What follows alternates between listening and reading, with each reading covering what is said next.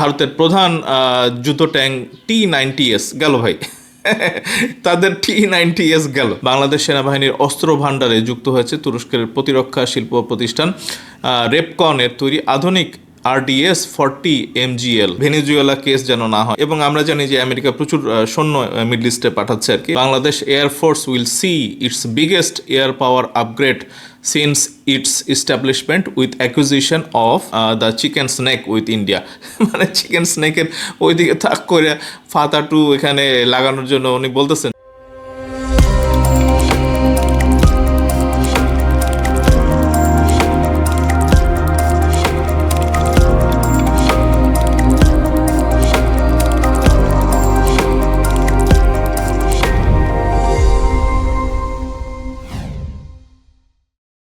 আসসালামু আলাইকুম বন্ধুরা, কেমন আছেন? আমি এনাম, আশা করি সবাই ভালো আছেন। বন্ধুরা, আজকে যে ভিডিওতে যা যা থাকতেছে আর কি, তো মিলিটারি এবং বাংলাদেশের ডিফেন্সের আপডেটেড কিছু ইনফরমেশন এবং আরও কিছু টুকরা খবর আছে, এবং আমার মনে হয় যে ভিডিওটা শেষ পর্যন্ত আপনারা থাকবেন আর কি। বন্ধুরা, প্রথমেই বিটি মিলিটারি তাদের একটা পোস্টে তারা যেটা বলতেছে, এটা অবশ্যই আমাদের গর্বের একটা বিষয়।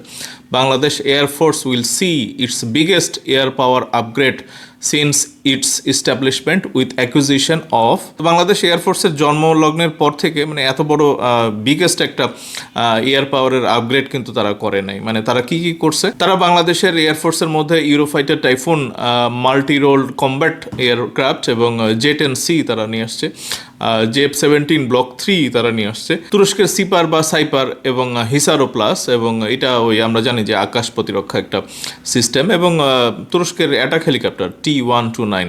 মানে একদম বিগেস্ট বটে আর কি। মানে ইতিহাসে বাংলাদেশের 1971 সালের পরে এত বড় একটা মানে সংগ্রহশালা কিভাবে তারা করতে পারলো, এটা কিন্তু একটা অবাক করা বিষয়। MFI-17 সুপার মোশাক প্রাইমারি ট্রেনার্স, এটা ওই পাকিস্তানি আর কি। তো এখানে ইটালি মানে ইউরোপের একটা দেশ থেকে ইউরোফাইটার টাইফুন আসতেছে, এবং চায়না থেকে J-10C আসতেছে, এবং JF-17 পাকিস্তান থেকে আসতেছে, এবং এটা চীন এবং পাকিস্তানের জয়েন্ট ভেঞ্চারের প্রোডাকশন। এবং আমরা তুরস্কের কাছ থেকে অ্যাটাক হেলিকপ্টার এবং সিপার ও হিসারো প্লাস এয়ার ডিফেন্স সিস্টেম এগুলি পাচ্ছে, এবং পাকিস্তান থেকেও আসতেছে সুপার মোশাক প্রাইমারি ট্রেনার এয়ারক্রাফট আর কি। তো এইগুলি খুবই ভালো, এবং তারা এই পোস্টটা দিয়েছে, এটা আমাদের অবশ্যই গর্বের একটা বিষয়।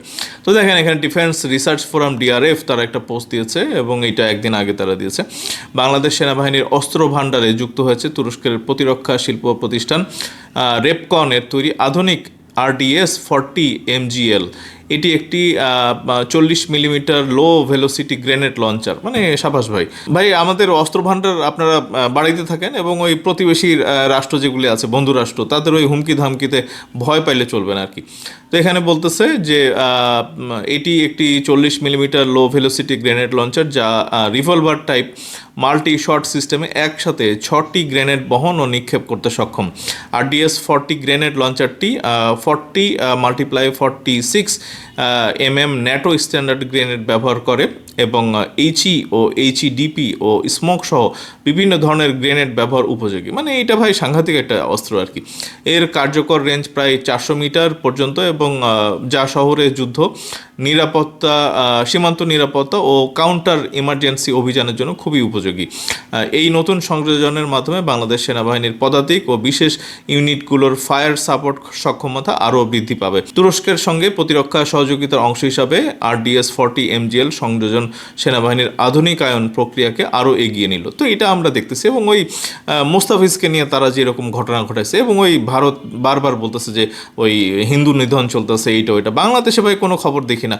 তাদের ওই কি বলে আওয়ামী লীগের এরা সব দাড়ি টুপি লাগায় এখন ভাই সবাই তৌহিদি জনতা। এখন তারা ওই বিএনপির লোকজনকেও খুঁজে মারতেছে আর কি। গতকালকে এরকম দেখলাম যে কারওয়ানবাজারে একজন বিএনপির নেতাকে মারা হয়েছে আর কি। এবং বন্ধুরা, তারা ওই ইলেকশনের আগে তাদের নিজেদের চেহারা বারংবার তুলে ধরে আর কি, এবং ওই হিন্দু মুসলিম বিদ্বেষ এগুলো তারা ছড়ায় আর কি। তো দেখেন আমাদের সাবধান হতে হবে। এবং বিটি মিলিটারি আরও একটা পোস্ট দিয়েছে যে বাংলাদেশ আর্মি মানে তাদেরকে ট্যাগ দিয়েছে বাংলাদেশ আর্মিকে, would be wise to begin negotiations with the Pakistan defence industries for the acquisition of Fatah 2 GMLRS for deployment along the chicken neck with India.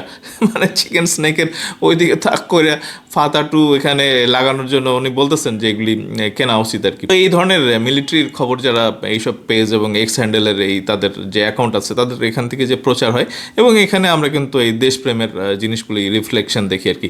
The acquisition would send a powerful signal to the Indian army and air force that none of their military base or air defense system are safe. This would be far more effective than adding new conventionally armed formations. মানে এটা ওই ফাতা two মানে guided missile আর কি, long রেঞ্জের। তো এইগুলি ভাই দরকার আছে, ফাতা 2, 3, 4, 5 যা যা আছে ভাই নিয়ে আসেন।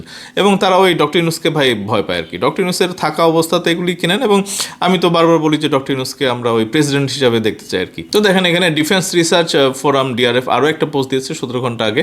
বাংলাদেশ সেনাবাহিনী চীনের তৈরি আধুনিক HJ-12E anti tank guided missile ATGM এর ডেলিভারি পেয়েছে, যা সেনাবাহিনীর ট্যাঙ্ক বিধ্বংসী সক্ষমতাকে নতুন এক উচ্চতায় নিয়ে গেছে। মানে সাবাস ভাই, আমরা এই ধরনের খবর চাই আর কি। মানে সামরিক বাহিনীর উন্নতি না করতে পারলে তো ভাই আমাদের পররাষ্ট্র নীতি ঠিক হবে না। ওই মোস্তাফিজুরকে তারা আবারও চাচ্ছে আর কি। তো ওই IPL-এ নাকি মোস্তাফিজুর খেলুক আর কি। তো এইটা ওই BCCI বলছিল, BCB ভাই নাকচ করে দিছে। তো এইটা নিয়ে আমি আরও একটা ভিডিও বানাবো, আপনারা দেখবেন আর কি।